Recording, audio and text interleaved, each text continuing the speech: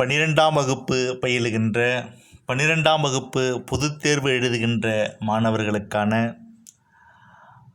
2024ஆம் கல்வியாண்டின் எதிர்பார்க்கப்படுகின்ற வினாக்களாக எத்தனையோ வினாக்களை நாம் பதிவிட்டிருக்கிறோம். அந்த வினாக்களில் ஒன்றாக அன்பும் அறனும் உடைத்தாயின் இல்வாழ்க்கை பண்பும் பயனும் அது.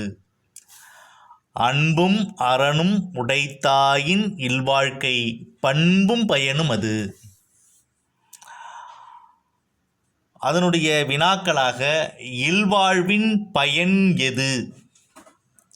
பாயிண்ட் 1, அன்பும் அறனும் உடையதாக இல்வாழ்க்கை விளங்குமானால் அதுவே பண்பும் பயனுமாகும். அதாவது இல்வாழ்வின் பயன் அறம் செய்தலாகும். அன்பும் அறனும் உடையதாக இல்வாழ்க்கை விளங்குமானால் அதுவே பண்பும் பயனுமாகும். அதாவது இல்வாழ்வின் பயன் அறம் செய்தலாகும். இல்வாழ்வை என்பது அறம் செய்கின்ற அந்த நிகழ்வுகளே ஆகும். இல்வாழ்வின் பயன் எது என்ற வினாவிற்கான கேள்வியாக இருக்கிறது.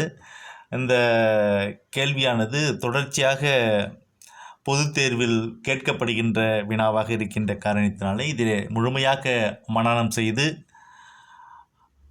தேர்வில் வெற்றி பெறுவதற்கான வாய்ப்பினை ஏற்படுத்தி கொள்ளுங்கள். அன்பும் அறனும் உடைத்தாயின் இல்வாழ்க்கை பண்பும் பயனும் அது. இல்வாழ்வின் பயன் எது? அன்பும் அறனும் உடையதாக இல்வாழ்க்கை விளங்குமானால் அதுவே பண்பும் பயனுமாகும். அதாவது இல்வாழ்வின் பயன் அறம் செய்தலாகும்.